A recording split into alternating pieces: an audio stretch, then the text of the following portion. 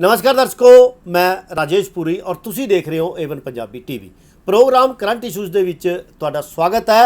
और ਅੱਜ ਆਪਾਂ ਗੱਲ ਕਰਾਂਗੇ ਕਿ ਕੇਂਦਰ ਸਰਕਾਰ ਵੱਲੋਂ ਇੱਕ ਅਗਨੀਪਥ ਨਾਮ ਦੀ ਸਕੀਮ ਚਲਾਈ ਗਈ ਹੈ, ਜਿਸ ਜਿਹੜਾ ਹੈ ਭਰਤੀ ਜਿਹੜੀ ਹੈ ਉਹ ਨੌਜਵਾਨਾਂ ਦੀ ਹੋਵੇਗੀ 3 ਤੋਂ 4 ਸਾਲ ਦੀ। ਉਹਨਾਂ ਦੀ ਜਿਹੜੀ ਹੈ ਉਹ ਜੋਬ ਹੋਏਗੀ, ਉਸ ਤੋਂ ਬਾਅਦ ਉਹ ਪੈਨਸ਼ਨ ਤੇ ਆ ਜਾਣਗੇ।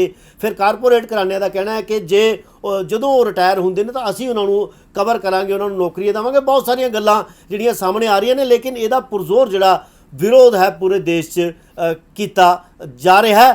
ਹੁਣ किस तरह की यह स्थिति है जी वो बन रही है इस अग्निपथ करके, कि जोड़े नौजवान सोच रहे हैं, कि किसान जथेबंदियां जिहड़ियां कह रही ने, किस तरह का एजिटेशन जोड़ा है इस बारे होएगा, की गलबात जी है वो अगे चली है, कि ये देश के हक विच है या किते ना किते आने वाले समय च नुकसान च जाएगा। इस बाबत गलबात करने वास्ते मेरे नाल फोन लाइन पर मौजूद ने लुधियाना तो साडे पत्रकार कमल कपूर जी। कमल जी स्वागत है जी, बहुत बहुत स्वागत है जी। कमल जी, बीजेपी की जो गल करिए कि 14 च सरकार बनी सी, उस तो बाद फिर रिपीट इन्हों वालों मारिया गया और हुण 24 की जी है वो तैयारी की जा रही है। कांग्रेस तो बहुत सारे लोग टुट के बीजेपी च जा रहे हैं, होर भी जोड़े पार्टीज़ ने उन्होंने बहुत सारे विधायक MLAs टुट के जा रहे हैं, या पता नहीं की ऐसा कारण है कि वो बीजेपी जी है वो उन्होंने वालों ज्वाइन की जा रही है। बहरहाल सिंगल लार्जेस्ट पार्टी है और मनमर्जी जी है वो उन्होंने वालों की जा रही है। बहुत सारिया चीज़ां आपां देखियां कि हकूक जिहड़े ने वो राजां दे वो खोए गए ने। इंटरफेरेंस है जी हर गल च की जा रही है। महंगाई का मुद्दा आपां लै लईए, आम लोगों का जीवन जिहड़ा स्तर है वो गिरदा जा रहा है और कारपोरेट घराने जिहड़े वो दिनों दिन हर सैकेंड वध फुल रहे ने। लेकिन अग्निपथ वर्गी स्कीम आनी की ये देश के हक विच है जी? बिल्कुल पुरी साहब, जी पहला गल तुसी कही इंडियाज लार्जेस्ट अगर मैं गल करा पोलीटिकल पार्टी बन के उभरी है बीजेपी, तो ये कोई दो राय नहीं। पोलीटिकली इन्ना स्ट्रोंग किद्दां होगी? सब तो बड़ी गल तुसी ये देखो कि ये पार्टी दे विरोध दे विच कई इदां दे कानून जिहड़े इन्हां ने लिआंदे ओहदे विरोध च किड्डे वड्डे वड्डे अंदोलन होए हैगे आ, लेकिन बावजूद इसदे one of the largest party political party of India बन के उभरना अपने आप दे विच कई शंके खड़े करता हैगा कि क्यों लोग बार बार जिहड़े हैगे ने स्टेटां तो लैके केंद्र तो लैके जिहड़ी मैं गल करा, चाहे वो MLA जिद्दां तुसीं किहा ते चाहे वो मंत्री रहे हुण, चाहे वो कैबिनेट मिनिस्टर रहे हुण और चाहे केंद्र च MP रहे हुण, वो टुट टुट के बीजेपी च शामिल हो रहे ने। इहदे पिछे की कारण है? सब तो बड़ी गल हैगी है जिहड़े एडे विरोधी सीगे आखिर वो दोबारा उन्हां दे विरोध दी थां ते उन्हां दे हक च किद्दां भुगत रहे ने और उही पार्टी नूं ज्वाइन कर रहे ने जिहदे विरुद्ध कहिए कि उन्होंने अंदोलन कीते सीगे, विरुद्ध आवाज़ां चुक्कियां। और सब तो वड्डी गल, मैं माफ़ी चाहना इंटरप्ट करांगा कि ये अद्धा दशक आपां गल करिए कि 50 साल तो भी उपर का समा जाखड़ परिवार ने कांग्रेस पार्टी नूं दिता है। किस मूँह नाल किहड़े शब्दां नाल वो दूसरियां पार्टियां नूं कांग्रेस नूं भंडणगे? ये बड़ी सोचण और समझण वाली गल है। तो बिल्कुल बिल्कुल सही गल कही है तुसी। अगर मैं कहां कि जाखड़ परिवार दी अगर कोई पोलीटिकल कैरियर ही कांग्रेस तो शुरू हुंदा हैगा, उन्हां दा अगर पोलीटिकल कैरियर शुरू होया उन्हां दे दादियां तो लैके तो कांग्रेस तो ही शुरू होया। दोबारा कोई उन्होंने पार्टी भी नहीं ज्वाइन की, जिहड़े हैगे ने मुੱਢ तो ही ये कांग्रेस ही चले आ रहे हैं। ये एक एग्जाम्पल नहीं है, बहुत सारिया एग्जाम्पल ने इदां दियां कि जिहड़े पोलीटिकली कदी किसी होर पार्टी नाल जुड़े नहीं और इस वक्त बीजेपी शामिल हो गए। दूसरी बड़ी गल जिहड़ी नीतियां दी हुण गल कर रहे हैं, पोलीटिकली तो चलो इहदे ते एक जिहड़ी जरूर किते ना किते डिबेट होनी चाहिए कि इहदे पिछे कारण की है। दूसरी नीतियां दी गल कर लैंदे आ, क्यों इन्हां ते कानून लिआंदे जांदे ने, क्यों बीजेपी जिहड़े भी कानून लिआंदी हैगी है ਉਹਦਾ विरोध ਹੁੰਦਾ ਹੀ ਹੁੰਦਾ ਹੈ। ਇਹ ਵਿਪਕਸ਼ ਤਾਂ ਕਰਦਾ ਨਹੀਂ, ਵਿਪਕਸ਼ ਤਾਂ ਪਹਿਲਾਂ ਹੀ ਇੰਨਾ ਕਮਜ਼ੋਰ ਹੈ ਕਿ ਉਹ ਆਵਾਜ਼ ਚੱਕਣ ਜੋਗਾ ਹੀ ਨਹੀਂ। ਤੁਸੀਂ ਇਹ ਦੇਖੋ ਨਾ, ਨੌਜਵਾਨਾਂ ਵੱਲੋਂ ਅੰਦੋਲਨ ਜਿਹੜਾ ਛੇੜਿਆ ਗਿਆ ਹੈਗਾ ਅਗਨੀਪਥ ਨੂੰ ਲੈ ਕੇ, ਇਹ ਕਿਸੇ ਪੋਲੀਟੀਕਲ ਪਾਰਟੀ ਨਾਲ ਤਾਂ ਜੁੜੇ ਨਹੀਂ ਹੋਏ। ਕਿਸਾਨਾਂ ਨੇ ਅੰਦੋਲਨ ਕੀਤਾ, ਕਿਸਾਨਾਂ ਦੇ ਵਿਰੁੱਧ ਜਿਹੜੇ ਕਾਨੂੰਨ ਲਿਆਂਦੇ ਗਏ ਸੀਗੇ ਉਹ ਕਿਸੇ ਪੋਲੀਟੀਕਲ ਪਾਰਟੀ ਨੇ ਤਾਂ ਕੀਤਾ ਹੀ ਨਹੀਂ। ਈਵਨ ਪੋਲੀਟੀਕਲ ਪਾਰਟੀਆਂ ਨੂੰ ਤਾਂ ਪੜਨ ਤੱਕ ਨਹੀਂ ਦਿੱਤਾ ਗਿਆ, ਉਹ ਤਾਂ ਆਮ ਲੋਕਾਂ ਨੇ ਕੀਤਾ ਸੀ ਨਾ। ਤਾਂ ਕਹਿਣ ਦਾ ਭਾਵ ਮੇਰਾ ਇਹ ਹੈ ਵੀ ਜਿਹੜੇ ਵੀ ਕਾਨੂੰਨ ਆਉਂਦੇ ਨੇ ਉਹ ਅਗਰ ਜਨਤਾ ਦੇ ਹੱਕ 'ਚ ਨਹੀਂ ਹੈ ਤਾਂ ਕਿਉਂ बीजेपी बार बार अपनी मनमानी करते हुए कानून थोपण की कोशिश कर रही है। अच्छा, एक गल ये है कि जो सरकारां बनदियां ने, एक सिस्टम है संविधानिक, एक सिस्टम है कि देश चलाने वास्ते सरकारां बननगियां, सूबा सरकार बननगियां, गली दे प्रधान बननगे, सरपंच बननगे। वो इस करके हज़ारां लखां चों एक बंदे नूं बिठाया जांदा है कि साडे भले दी गल तुसीं करनी है जाके, लेकिन हो कित्थे रही है? उस तो बाद शपथ भी इसी चीज़ दी लित्ती ਜਾਂਦੀ ਹੈ। ਤੁਸੀਂ ਇਹ ਦੇਖੋ ਨਾ ਕਿ ਮੈਂ ਸੰਵਿਧਾਨ ਦੇ ਦਾਇਰੇ 'ਚ ਰਹਿ ਕੇ ਭਾਰਤ ਔਰ ਭਾਰਤ ਦੇ ਨਾਗਰਿਕਾਂ ਦੇ ਹੱਕ ਦੇ ਵਿੱਚ ਜਿਹੜਾ ਹੈਗਾ ਕੰਮ ਕਰਾਂਗਾ। ਇਹ ਕਸਮ ਲਿੱਤੀ ਜਾਂਦੀ ਹੈ, ਸ਼ਪਥ ਲਿੱਤੀ ਜਾਂਦੀ ਹੈ, ਔਥ ਲਿੱਤੀ ਜਾਂਦੀ ਹੈ ਬਕਾਇਦਾ। ਤਾਂ ਫਿਰ ਉਹ ਕਸਮਾਂ ਕਿੱਥੇ ਜਾਂਦੀਆਂ ਨੇ? ਇਹ ਵਿਰੋਧ ਕਿਉਂ ਚੱਲਣਾ ਪੈਂਦਾ ਔਰ ਇਦਾਂ ਦੀਆਂ ਨੀਤੀਆਂ ਕਿਉਂ ਆਉਂਦੀਆਂ ਨੇ? ਨੋਟਬੰਦੀ ਹੋਈ, ਲੋਕਾਂ ਨੇ ਮੁਜ਼ਾਹਰਾ ਕੀਤਾ। ਕਾਲੇ ਕਾਨੂੰਨ ਲਿਆਂਦੇ ਗਏ, ਲੋਕਾਂ ਨੇ ਮੁਜ਼ਾਹਰਾ ਕੀਤਾ। ਤੁਸੀਂ ਵਨ ਸਿਟੀਜ਼ਨਸ਼ਿਪ ਦੇ ਕਾਰਡ ਦੀ ਲੈ ਕੇ ਆਏ ਤਾਂ ਵਿਰੋਧ ਆਮ ਲੋਕਾਂ ਨੇ ਕੀਤਾ। ਉਸ ਤੋਂ ਬਾਅਦ ਹੁਣ ਅਗਨੀਪਥ ਦੀ ਗੱਲ ਕਰ ਲਓ। ਤੁਸੀਂ ਇਹ ਦੇਖੋ ਨਾ ਕਿ ਅਗਨੀਪਥ ਸਕੀਮ ਦੇ ਨਾਲ ਫਾਇਦਾ ਹੈ ਜਾਂ ਨੁਕਸਾਨ ਹੈ। ਕਈ ਚੀਜ਼ਾਂ ਹੋ ਸਕਦੀਆਂ ਨੇ, ਮਤ ਕਈ ਹੋ ਸਕਦੇ ਨੇ, ਲੇਕਿਨ ਕੀ ਯੁਵਾਵਾਂ ਨੂੰ ਅਸੀਂ ਬੇਰੋਜ਼ਗਾਰੀ ਤੋਂ ਕੱਢਣਾ ਹੈ ਜਾਂ ਉਹਨਾਂ ਨੂੰ ਜਵਾਨੀ ਦੇ ਵਿੱਚ ਹੀ ਆਪਾਂ ਰਿਟਾਇਰ ਕਰਕੇ ਬੁੱਢੇ ਕਰ ਦੇਣਾ? ਸਭ ਤੋਂ ਵੱਡੀ ਗੱਲ ਤਾਂ ਪਹਿਲਾਂ ਇਹਦੇ ਉੱਤੇ ਡਿਬੇਟ ਹੋਣੀ ਚਾਹੀਦੀ ਹੈ ਕਿ ਕੀ 21 ਸਾਲ ਦਾ ਜਿਹੜਾ ਨੌਜਵਾਨ ਹੈ ਉਹ ਰਿਟਾਇਰਮੈਂਟ ਲੈਣ ਦੇ ਕਾਬਿਲ ਹੈ। 21 ਸਾਲ 'ਚ ਤਾਂ ਕੈਰੀਅਰ ਸ਼ੁਰੂ ਹੁੰਦਾ, ਗ੍ਰੈਜੂਏਸ਼ਨ ਕੰਪਲੀਟ ਨਹੀਂ ਹੁੰਦੀ ਪੂਰੀ ਸਾਹਿਬ। 21 ਸਾਲ ਦੀ ਉਮਰ 'ਚ ਗ੍ਰੈਜੂਏਸ਼ਨ ਕੰਪਲੀਟ ਹੁੰਦੀ ਹੈ, ਤੁਸੀਂ ਡਿਗਰੀ ਲੈਂਦੇ ਹੈਗੇ ਹੋ। ਬਹੁਤ ਸਾਰੇ ਕੋਰਸਿਸ ਇਦਾਂ ਦੇ ਨੇ ਜਿਹੜੇ 3-3 4-4 ਸਾਲ ਚੱਲਦੇ ਨੇ।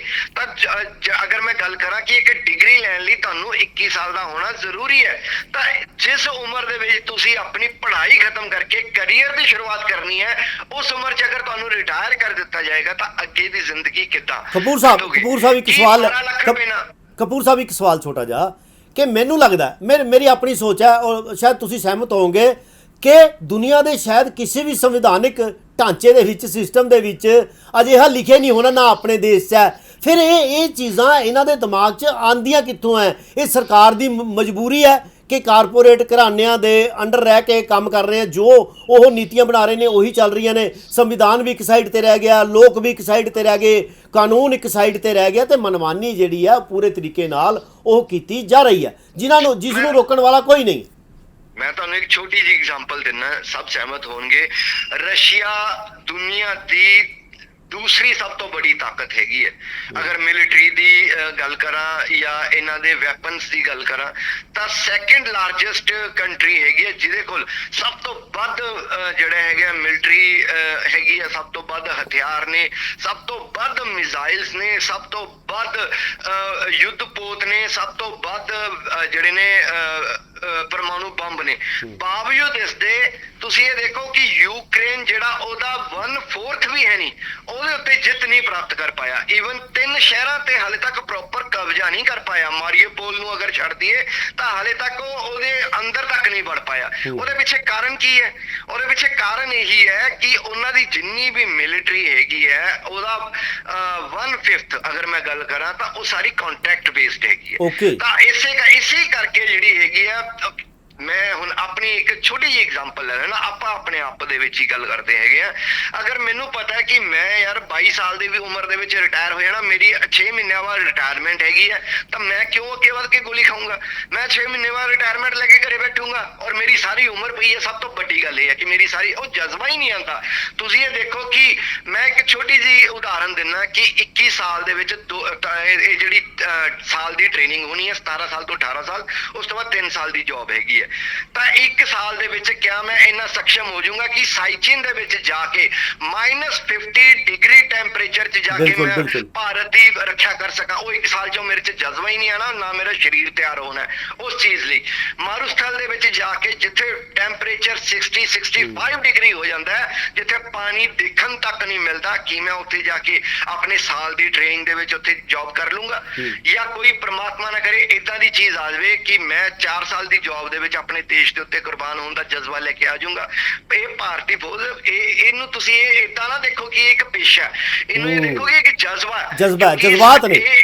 ਬਿਲਕੁਲ ਇਹ ਇੱਕ ਜਜ਼ਬਾ ਸਾਡੇ ਨੌਜਵਾਨਾਂ ਦੇ ਵਿੱਚ, ਇੱਕ ਜਜ਼ਬਾ। ਔਰ ਸਭ ਤੋਂ ਬੜੀ ਗੱਲ, ਪੰਜਾਬ ਦੇ ਨੌਜਵਾਨ ਅਗਰ ਗੱਲ ਕਰਾਂ ਤਾਂ ਇਤਿਹਾਸ ਬੋਲਦਾ, ਮੈਂ ਨਹੀਂ ਬੋਲਦਾ। ਕਿਤੇ ਵੀ ਲੜਾਈ ਹੋਵੇ, ਕਾਰਗਿਲ ਦੀ ਲੜਾਈ, ਪਾਕਿਸਤਾਨ ਦੀ ਲੜਾਈ ਤੋਂ ਲੈ ਕੇ ਕਿਸੇ ਯੁੱਧ ਦੀ ਗੱਲ ਕਰ ਲਓ, ਚਾਹੇ ਤੁਸੀਂ ਦੇਸ਼ ਆਜ਼ਾਦ ਹੋਣ ਤੋਂ ਪਹਿਲਾਂ ਦੇ ਇਤਿਹਾਸ ਕਰਕੇ ਦੇਖ ਲਓ, ਤਾਂ ਸਭ ਤੋਂ ਵੱਧ ਕੁਰਬਾਨੀਆਂ, ਸਭ ਤੋਂ ਵੱਧ ਯੁੱਧ ਜਿਹੜੇ ਨੇ ਉਹ ਪੰਜਾਬੀਆਂ ਨੇ ਲੜੇ ਨੇ ਔਰ ਜਿੱਤੇ ਨੇ। ਕਿ ਇਹ ਜਜ਼ਬਾ ਸਾਡੇ ਤੋਂ ਨਹੀਂ ਖੋਇਆ ਜਾ ਰਿਹਾ? ਸਭ ਤੋਂ ਬੜੀ ਗੱਲ ਤਾਂ ਇਹ ਹੈਗੀ ਹੈ। ਦੂਸਰਾ ਇਹਦਾ ਟੈਕਨੀਕਲ ਫੈਕਟ ਦੇਖੋ ਕਿ ਕੀ 12 ਲੱਖ ਰੁਪਏ ਦੇ ਨਾਲ ਤੁਸੀਂ ਆਪਣੀ ਪੂਰੀ ਉਮਰ ਕੱਢ ਸਕਦੇ ਹੋ। ਲੋ ਹੁਣ ਕਈ ਕਾਰਪੋਰੇਟ ਸੈਕਟਰ ਅੱਗੇ ਆ ਗਏ ਜੀ, ਅਸੀਂ ਇਹਨਾਂ ਨੂੰ ਪਹਿਲ ਦੇ ਆਧਾਰ ਤੇ ਨੌਕਰੀਆਂ ਦੇਵਾਂਗੇ ਜਦੋਂ ਰਿਟਾਇਰ ਹੋ ਜਾਣਗੇ। ਤਾਂ ਤੁਸੀਂ ਹੁਣੀ ਕਿਉਂ ਨਹੀਂ ਦੇ ਦਿੰਦੇ? ਹਾਂ, ਪਹਿਲੇ ਦੇ ਦਿਓ। ਅਗਰ ਤੁਹਾਡੇ ਕੋਲ ਰਿਸੋਰਸਿਸ ਹੈਗੀ ਹੈ ਨੌਕਰੀਆਂ ਦੇਣ ਦੇ, ਤਾਂ ਨੌਜਵਾਨਾਂ ਨੂੰ ਹੁਣੀ ਦੇ ਦਿਓ। ਜਿਹੜਾ ਫੌਜ 'ਚ ਜਾਣਾ ਚਾਹੁੰਦਾ ਉਹਨੂੰ ਫੌਜ 'ਚ ਜਾਣ ਦੀ ਛੂਟ ਦੇ ਦਿਓ। ਜਿਹੜਾ ਤੁਹਾਡੇ ਪ੍ਰਾਈਵੇਟ ਸੈਕਟਰ 'ਚ ਜੌਬ ਕਰਨਾ ਚਾਹੁੰਦਾ ਉਹਨੂੰ ਤੁਸੀਂ ਜੌਬ ਦੇ ਦਿਓ। ਜਾਂਦੇ ਜਾਂਦੇ ਦੋ ਗੱਲਾਂ ਮੈਂ ਸਾਂਝੀਆਂ ਕਰਾਂਗਾ। ਇੱਕ ਜਿਹੜੀ ਹੈ ਕਿਤੇ ਨਾ ਕਿਤੇ ਆਪਾਂ ਇਹਨੂੰ ਕਵਾਂਗੇ ਕਿ ਦਖਲਅੰਦਾਜ਼ੀ ਹੈ ਇੰਨੇ ਵੱਡੇ ਕੰਮ ਦੇ ਵਿੱਚ, ਦੇਸ਼ ਦੀ ਸੁਰੱਖਿਆ ਦੇ ਵਿੱਚ, ਜਿਵੇਂ ਡੱਲੇਵਾਲ ਸਾਹਿਬ ਨੇ ਕਿਹਾ। ਔਰ ਦੂਸਰੀ ਗੱਲ, ਜਿਸ ਵੇਲੇ ਅੰਗਰੇਜ਼ ਆਏ ਸੀਗੇ ਉਹਨਾਂ ਨੇ ਆਪਣੇ ਹੀ ਬੰਦੇ ਪੱਟੇ ਸੀਗੇ। ਉਹ ਈਸਟ ਇੰਡੀਆ ਕੰਪਨੀ ਬਣ ਕੇ ਆਈ ਸੀ, ਬਿਜ਼ਨਸ ਬਣ ਕੇ ਆਈ ਸੀ ਤੇ ਮਾਲਕ ਬਣ ਬੈਠੇ। ਥੋੜੇ ਸ਼ਬਦਾਂ 'ਚ ਚਾਹਾਂਗਾ ਸਰ। ਦੇਖੋ ਇਹ ਸਾਰੀ ਖੇਡ ਕਾਰਪੋਰੇਟ ਸੈਕਟਰ ਦੀ ਖੇਡੀ ਹੋਈ ਹੈ ਪੁਰੀ ਸਾਹਿਬ, ਇਹਨੂੰ ਸਮਝਣ ਦੀ ਜ਼ਰੂਰਤ ਹੈਗੀ ਹੈ। ਹੁਣ ਹੈ ਕੀ ਹੈ ਕਿ ਸਾਡੇ ਦੇਸ਼ ਦੇ ਵਿੱਚ ਇਸ ਵਕਤ ਯੁਵਾਵਾਂ ਦੀ ਗਿਣਤੀ ਸਭ ਤੋਂ ਵੱਧ ਹੈ। ਅਸੀਂ ਜਿਹੜੇ ਹੁਣ ਕੀ ਹੋ ਕੀ ਰਿਹਾ ਹੈਗਾ ਕਿ ਇਕਨੋਮੀ ਨੂੰ ਬੂਸਟ ਕਰ ਨਹੀਂ ਰਹੇ ਅਸੀਂ, ਕਿਉਂਕਿ ਸਾਡੀ GDP ਬਹੁਤ ਥੱਲੇ ਜਾ ਰਹੀ ਹੈਗੀ ਹੈ। ਜਿਹੜਾ ਰੋਜ਼ਗਾਰ ਅਸੀਂ ਪੈਦਾ ਨਹੀਂ ਕਰ ਪਾ ਰਹੇ, ਸਭ ਤੋਂ ਬੜੀ ਗੱਲ ਹੈ। ਤਾਂ ਹੁਣ ਇਹ ਇੱਕ ਸਥਿਤੀ ਇਦਾਂ ਦੀ ਪੈਦਾ ਕੀਤੀ ਜਾ ਰਹੀ ਹੈ ਕਿ ਇੱਕ ਜੌਬ ਨੂੰ ਕ੍ਰੀਏਟ ਕਰਨ ਲਈ ਇੱਕ ਬੰਦੇ ਨੂੰ ਦੇਣ ਦੀ ਥਾਂ ਤੇ ਉਹਨੂੰ ਡਿਵਾਈਡ ਕਰ ਦਿੱਤਾ ਏਜ ਦੇ ਹਿਸਾਬ ਦੇ ਨਾਲ, ਕਿ 4 ਬੰਦਿਆਂ ਨੂੰ ਇੱਕੋ ਹੀ ਨੌਕਰੀ ਉਹ ਦੇ ਦਿੱਤੀ ਜਾਵੇ। ਥੋੜੀ ਦੇਰ ਲਈ ਮੈਂ ਜੌਬ ਕਰ ਲਈ, ਥੋੜੀ ਦੇਰ ਲਈ ਉਹਨੇ ਜੌਬ ਕਰ ਲਈ, ਥੋੜੀ ਦੇਰ ਲਈ ਜੌਬ ਉਹਨੇ ਕਰ ਲਈ। ਇਹ ਇਦਾਂ ਤਿਆਰ ਕੀਤਾ ਜਾ ਰਿਹਾ ਔਰ ਇਹਦਾ ਸਿੱਧਾ ਫਾਇਦਾ ਅੱਗੇ ਜਾ ਕੇ ਕਾਰਪੋਰੇਟ ਸੈਕਟਰ ਨੂੰ ਹੋਏਗਾ, ਕਿਉਂਕਿ ਇਹ ਸਾਰਾ ਪ੍ਰਾਈਵੇਟ ਹੋ ਜਾਏਗਾ। ਟ੍ਰੇਨਿੰਗ ਪ੍ਰਾਈਵੇਟ ਸੈਕਟਰ ਦੇਣਗੇ, ਵੈਪਨ ਸਾਰੇ ਪ੍ਰਾਈਵੇਟ ਸੈਕਟਰਸ ਕੋਲ ਆ ਜਾਣਗੇ। ਜਿੱਦਾਂ ਪ੍ਰਾਈਵੇਟ ਇੱਕ ਸਿਕਿਉਰਿਟੀ ਹੁੰਦੀ ਹੈਗੀ ਹੈ, ਤੁਸੀਂ ਇਹ ਦੇਖੋ ਕਿ ਇਹ ਉਸੇ ਨਹੀਂ ਫੇਰ ਤਾਂ ਜਿਵੇਂ ਆਪਾਂ ਪ੍ਰਾਈਵੇਟ ਸਿਕਿਉਰਿਟੀ ਵਰਤਦੇ ਆ, ਫਿਰ ਤਾਂ ਉਹਨਾਂ ਦੇ ਹਿਸਾਬ ਨਾਲ ਚੱਲੇਗਾ ਸਿਸਟਮ। ਉਹ ਜਿੱਧਰ ਨੂੰ ਕਹਿਣਗੇ ਉਧਰ ਫਿਰ ਫੌਜ ਤੁਰਿਆ ਕਰੇਗੀ। ਫਿਰ ਤਾਂ ਦੇਸ਼ ਇੱਕ ਤਰ੍ਹਾਂ ਉਹਨਾਂ ਦੇ ਅਧੀਨ ਹੋ ਗਿਆ। ਕਪੂਰ ਸਾਹਿਬ ਥੋੜੇ ਸ਼ਬਦਾਂ ਚਾਹਾਂਗਾ। ਰੋਲਾ ਤਾਂ ਇਸੇ ਚੀਜ਼ ਹੈ ਨਾ, ਮੈਂ ਤਾਂ ਪਹਿਲਾਂ ਹੀ ਉਹ ਜਜ਼ਬਾ ਸ਼ਬਦ ਦਾ ਇਸਤੇਮਾਲ ਕੀਤਾ ਹੈਗਾ। ਤੁਸੀਂ ਇੱਕ ਦੇਖੋ ਨਾ, ਇੱਕ ਫੌਜੀ ਤੇ ਇੱਕ ਸਿਕਿਉਰਿਟੀ ਗਾਰਡ 'ਚ ਫਰਕ ਹੁੰਦਾ ਹੈਗਾ। ਬਹੁਤ ਫਰਕ ਹੈ ਜੀ, ਬਹੁਤ ਬੜਾ ਫਰਕ ਹੁੰਦਾ ਹੈਗਾ। ਤੇ ਇਹ ਚੀਜ਼ਾਂ ਨੂੰ ਦੇਖੋ, ਇਹ ਦੇਸ਼ ਦੇ ਲਈ ਘਾਤਕ ਨੇ, ਨੌਜਵਾਨਾਂ ਦੇ ਲਈ ਘਾਤਕ ਨੇ। ਇਸੇ ਲਈ ਨੌਜਵਾਨ ਇੰਨੇ ਜ਼ਿਆਦਾ ਉਗਰ ਹੋਏ ਨੇ। ਲੇਕਿਨ ਅਸੀਂ ਅਪੀਲ ਇਹੀ ਕਰਾਂਗੇ ਕਿ ਕੋਈ ਵੀ ਅੰਦੋਲਨ ਹਿੰਸਾ ਦੇ ਰਾਹ ਤੇ ਚੱਲ ਕੇ ਨਹੀਂ ਜਿੱਤਿਆ ਜਾਂਦਾ। ਤੁਸੀਂ ਆਪਣੀ ਗੱਲ ਰੱਖੋ।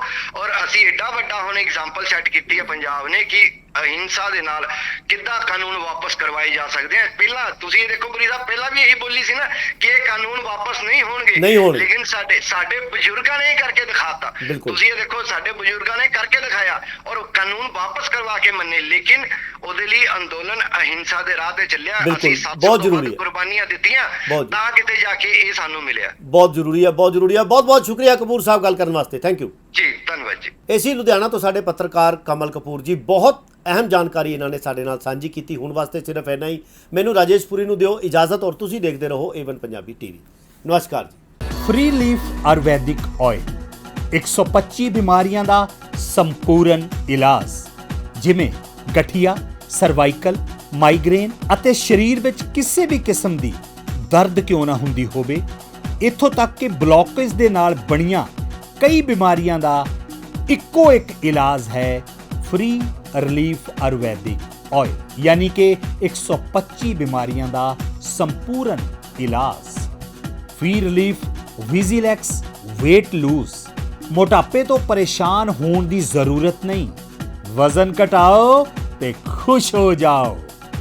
ਫ੍ਰੀ ਰਿਲੀਫ ਪਾਵਰ ਮਰਦਾਨਾ ਕਮਜ਼ੋਰੀ ਨੂੰ ਖਤਮ ਕਰਦਾ ਹੈ ਤੇ ਨਰਕ ਭਰੀ ਜ਼ਿੰਦਗੀ ਵਿੱਚ ਲਿਆਉਂਦਾ ਹੈ ਰੌਣਕ। ਫ੍ਰੀ ਰਿਲੀਫ ਪਾਵਰ ਕਬਜ਼ ਤੋਂ ਪਰੇਸ਼ਾਨ ਹੋਣ ਦੀ ਹੁਣ ਜ਼ਰੂਰਤ ਨਹੀਂ ਹੈ। ਕਬਜ਼ ਤੋਂ ਛੁਟਕਾਰਾ ਪਾਉਣ ਲਈ ਆ ਗਿਆ ਕਬਜ਼ ਹਰ ਚੂਰਨ। ਕਬਜ਼ ਹਰ ਚੂਰਨ ਨੂੰ ਅਪਣਾਓ ਤੇ ਕਬਜ਼ ਤੋਂ ਛੁਟਕਾਰਾ ਪਾਓ। ਹੁਣ ਤੱਕ ਲੱਖਾਂ ਮਰੀਜ਼ ਲੈ ਚੁੱਕੇ ਨੇ ਫਾਇਦਾ। ਵਧੇਰੇ ਜਾਣਕਾਰੀ ਲਈ ਤੁਸੀਂ ਸੰਪਰਕ ਕਰ ਸਕਦੇ ਹੋ 94784 84087। ਨੰਬਰ ਇੱਕ ਵਾਰ ਫਿਰ ਤੁਸੀਂ ਨੋਟ ਕਰ ਸਕਦੇ ਹੋ 9478 484087।